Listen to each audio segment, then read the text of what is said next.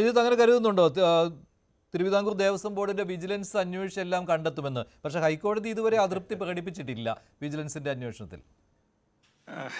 അത് ആ ചോദ്യം ചോദിക്കുന്ന സമയത്ത് ഇവിടെ സർക്കാരിനെ അല്ലെങ്കിൽ പിന്നെ ബോർഡിനെയൊക്കെ അല്പമെങ്കിലും ഒന്ന് പരോക്ഷമായിട്ടെങ്കിലും ന്യായീകരിച്ച ശ്രീ ബലദേവിന്റെ മുഖത്ത് വരെ ഒരു ചിരിയാണ് വന്നത്. അപ്പോൾ അത് എത്രത്തോളം നിരർത്ഥകമായിട്ടുള്ള ഒരു കാര്യമാണ് എന്നാലോചിച്ച് നോക്കുക.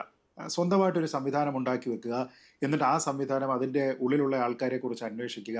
സർക്കാരിന് ഒരു തെരഞ്ഞെടുപ്പ് അടുത്തിരിക്കുന്ന അല്ലെങ്കിൽ 2 തെരഞ്ഞെടുപ്പുകൾ അടുത്തിരിക്കുന്ന സമയത്ത് അങ്ങേയറ്റത്തെ ബുദ്ധിമുട്ടുണ്ടാക്കുന്ന രീതിയിലത്തേക്കുള്ള കണ്ടെത്തലുകളൊക്കെ അതിനൊന്നും തന്നെ ആരും തന്നെ മെനക്കെടില്ല. അങ്ങനെ ഏതെങ്കിലും ഒരു അന്വേഷണ ഏജൻസി, അതിപ്പോൾ തിരുവിതാംകൂറിൻ്റെ വിജിലൻസ് ആയാലും സംസ്ഥാന സർക്കാരിൻ്റെ വിജിലൻസ് ആയാലും ഒക്കെ അന്വേഷിച്ചു കഴിഞ്ഞാൽ അതിന് അടുത്ത തെരഞ്ഞെടുപ്പുകൾ വരെ മെല്ലെ പോകും എന്നതിനപ്പുറത്തേക്ക് ഇതിൽ കൺക്ലൂസീവായിട്ടുള്ള ഒരു കാര്യവും ഉണ്ടാവില്ല. അതുകൊണ്ട് തന്നെ ഇതിൽ ഒരു കോർട്ട് മോണിറ്റഡ് ആയിട്ടുള്ള എൻക്വയറി അല്ലെങ്കിൽ ഒരു കേന്ദ്ര ഏജൻസിയുടെ, അവരിതിലൊരു ന്യൂട്രൽ പാർട്ടിയാണല്ലോ, അപ്പോൾ അങ്ങനെയുള്ള ഒരു ഏജൻസി വന്നിട്ട് എൻക്വയറി ചെയ്യുക എന്നുള്ളത് മാത്രമാണ് പ്രധാനം. കാരണം ഇതിൽ പല ആൾക്കാരുടെ സ്റ്റേക്ക് ഉണ്ട്. ഇത് കേവലം അവിടെയുള്ള ഈ സ്വർണ്ണപ്പാളിയുടെ മാത്രം വിഷയമല്ല. ഒരു തട്ടിപ്പ്, ഒരു സാമ്പത്തിക തട്ടിപ്പ് അല്ലെങ്കിൽ ആരെങ്കിലും ഭക്തി ഉപയോഗിച്ച് തട്ടിപ്പ് നടത്തി എന്നുള്ളത് മാത്രമല്ല, മറിച്ച് മുഖ്യമന്ത്രി ശ്രീ പിണറായി വിജയൻ തന്നെ പറഞ്ഞിരിക്കുന്നത് എന്താണ്? ശബരിമല എന്ന് പറയുന്നതിന് പ്രത്യേകമായിട്ടുള്ള ഒരു സന്ദേശമുണ്ട്. ആ സന്ദേശത്തിനെ ലോകത്തേക്ക് മൊത്തത്തിൽ എത്തിക്കുന്നതിന് വേണ്ടിയിട്ടാണ് ഈ ആഗോള അയ്യപ്പ സംഗമം നടത്തിയത്. അപ്പോൾ അതിൻ്റെ കസ്റ്റോഡിയൻസ് ആയിട്ടിരിക്കുന്നത് ആരാ നടത്തിയത്? സർക്കാരല്ല എന്നാണല്ലോ നമ്മളോട് പറഞ്ഞത്. ദേവസ്വം ബോർഡ് തന്നെയാണ് നടത്തിയത്. ഞാൻ പറഞ്ഞത് അങ്ങനെയുള്ള ദേവസ്വം ബോർഡിന് ഒന്നിനുമുള്ള അധികാരമില്ല എന്നും ഇങ്ങനെ വിശ്വാസികളുടെ കയ്യിൽ ഇരിക്കേണ്ട നിരീശ്വരവാദികൾ, അതെ, എന്നിട്ട് വിശ്വാസികളുടെ കയ്യിലിരിക്കേണ്ട, അവർ മാത്രം നോക്കേണ്ടത് ആചാര പദ്ധതികളും സമ്പ്രദായങ്ങളുമുള്ള ഒരു ക്ഷേത്രം നിരീശ്വരവാദികളായിട്ടുള്ള ഒരു സർക്കാരിൻ്റെ കീഴിൽ നിരീശ്വരവാദികളായിട്ടുള്ള ആൾക്കാർ ഭരിച്ച് അവരുടെ പൊളിറ്റിക്കൽ നോമിനി ദേവസ്വം ബോർഡിൻ്റെ അധ്യക്ഷനായിട്ട് ഇരുന്നു കൊണ്ട് ഭരിക്കപ്പെടേണ്ടതല്ല എന്നുള്ളൊരു സന്ദേശമുണ്ട്. അതിന് ഏറ്റവും ഫർദർ ചെയ്യുന്ന, ആ ശ്രമങ്ങൾക്ക് ഏറ്റവും കൂടുതൽ ഊർജ്ജം പകരുന്ന ഒരു എപ്പിസോഡാണ് ഇപ്പോൾ നടന്നിരിക്കുന്നത്. അപ്പോൾ ഇതിൽ ഭക്തി വിറ്റ് കാശാക്കാനായിട്ട് നോക്കി.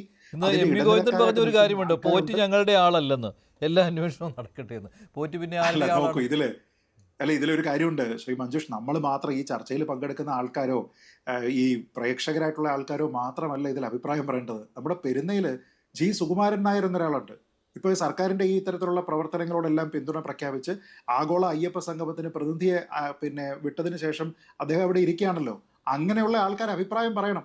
ഇന്നലെ വരെ പറഞ്ഞിരിക്കുന്ന കാര്യങ്ങളെ തിരുത്തി പറയാനായിട്ട് തയ്യാറാകുന്നുണ്ടോ എന്നുള്ളത് പറയണം.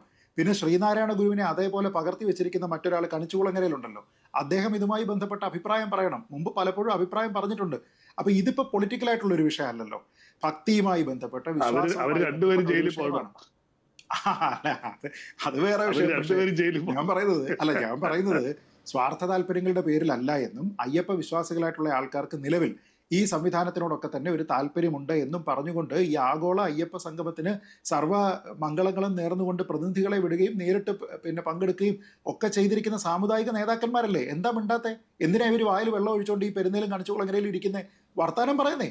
നായന്മാരും ഈഴവരും ഭക്തരായിട്ടുള്ള ആൾക്കാരൊക്കെ ചോദിക്കുക, നിങ്ങളോട് നിങ്ങൾ പറ, ഒന്നും അല്ലെങ്കിൽ ഇത് 916 ഗോൾഡ് ആണെന്ന് നിങ്ങൾ സർട്ടിഫൈ ചെയ്യില്ലെങ്കിൽ ചെയ്യ്.